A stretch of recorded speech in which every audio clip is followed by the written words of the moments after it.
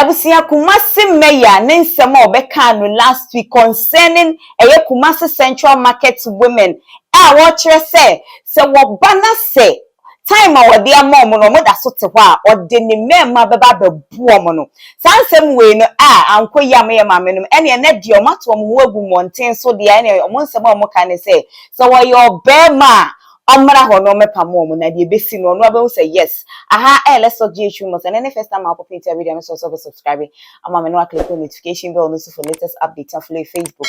as let's talk GHU mo na TikTok so as let's talk GHU video we am for be share comment bi a wo no waja comment section e di amame ebusa last week ye wo ho ayenka bi nhyiemu ana Kumasi mayor elect ani din ene eye ofori ageman adodo na afre ne Kenzuba ebeka say die ekos wo Kumasi nani nje ho enema chese wobekọ ne ekwan mu kura wobedu honom no ne maame nom ne papa nom te ho a omotom ade Central Market nani enje ho kura afei so no wobeka che omo say ne mu mfiri ha no ochina beba no no omote wona chese omonyo omadwen say omutu afi wo kwa enti mayor kasa no ene ne kasa no kasa tra ekoka nsem a ene sisi ade amaye maame no mbuo fuyi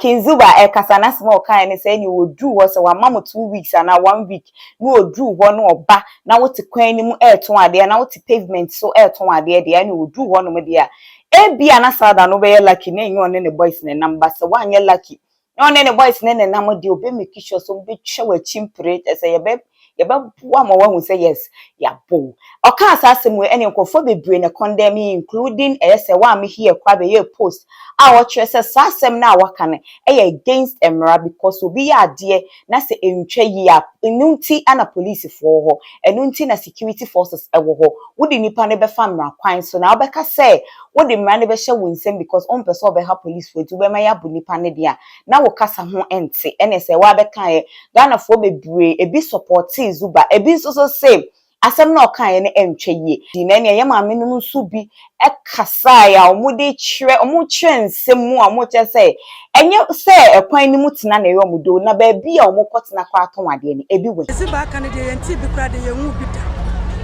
ye mpese ye be so to vote e wo Kumasi bi fi say ya bre pa fi say ya papa Rollins be yes adwuma na bi wa eni nti asante for sabi o ka fra cho makasa to mo manitrim say NDC die ye obi atutu asem wo ye ni so ye ka ye nyai ye be ka na no an ye ya papa Rollins e bi say wo mbe bo wo maame nom wo nananom e ma wo mu tirim tititititi be pe mo ne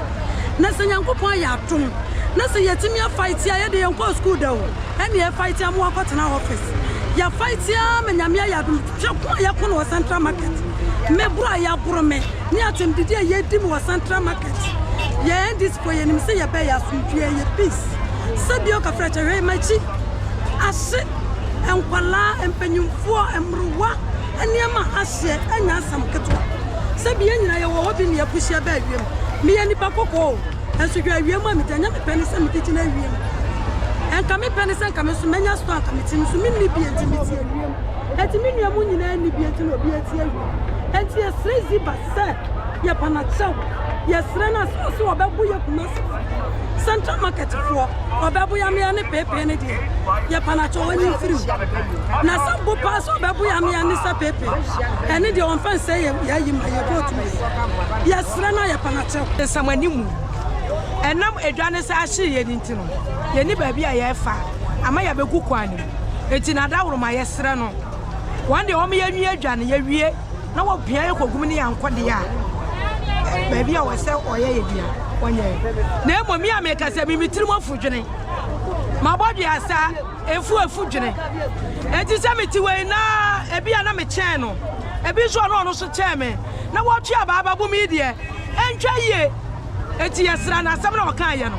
won twensan ene abro na ode abam no abro ne de se mi si wote wotimi mume ebia na me chen ni ejim ebia no so chen mi ejim eti abro no nko ane ene ne kase won twensan na won san pass am foforo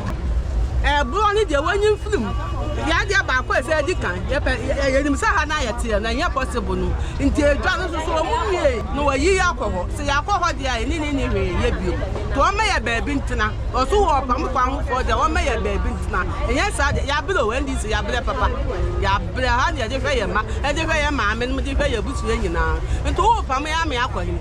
ye ko ba hye wa na se ye ko ye de so ntimi mo sa hye wo ni nti ha ya na ye so ye betile diti nti onya ye life my Kumasi no aba no kokuro moti we no na be peja wa koso no na be san ja wa be kom kilo nti kakra me ka ye ba pazuba me ameti we me ka ho ana ye kasa ma ne ba power e je se ho no oba bi no kopre ye ka kire NDC for say ye mpo oba eti ba bi ameti ya he ya na me dina kasa ti so ndo so oba ye ready for oba hwe ye dia yes I ready ye trend ya na nkwala kra ya wo mo ya mu na ye mpanifo aye bobla hwe ye ma o ba ba ye e de ye ni mienu ye de besi ani wa enti so aye ready so ba hwe ye de so ye trend ye de ma ne ba power enti so aba no kra wa se nkofle ye no da ya se wanti mi ana ya se afa de hwe no de be de ya se dia ye so aye ready aye trend Central Market ni ye mu dwa no ne ye wo inside wo ni ya pamu ye dwa ye bu ye se ye no foforo enti ye nya ba be ntina ye se nsampwan ho na ne ye de hwe ye ma enti ye ne ye de ye nim sase ye wi a ye be ma ye ba bi atena wo ama ye nya ba bi atena na aja ye sira ye wura ye yi no Kumasi meyo se ye sira no ye de ye ni ba bi ye ekọ wono a na dawro ma wo hu ye mobo no ma ye ba bi pa entena na se waka se wo ba no ababu ye ne a ni nua ma ne ye ni ba bi ye ekọ wo fa da ni nto kese ye ni wo hu ye mobo no ma ye ba pa entena enti ya sira no se ye wi adwa na ke ye kura ye wura obia wona pata ene ekwa wi mfimfini wa ye tetetete enti ya sira no ya be joso kan ya ye nya nwie ye ni ba bia kageti ayama race course ayama ye ni ba bia enti ya sira no a wonya ye ho abotre kosi tama ye be wi adwa ya ye be wura ti ya sira no ebro no wonyi mfra me wi school 35 years ni ya mo meta na waka so ba bebo me a wumi aba hwe se de mesi ayeti wei wo ba bebo me aba de kam ya megu Ebusia enyasem ketwa when it comes to market there I think say a major problem e Ghana ha because they bia every year bia besim bia market she te see a central for asem o mo kan say o market ni enye wieye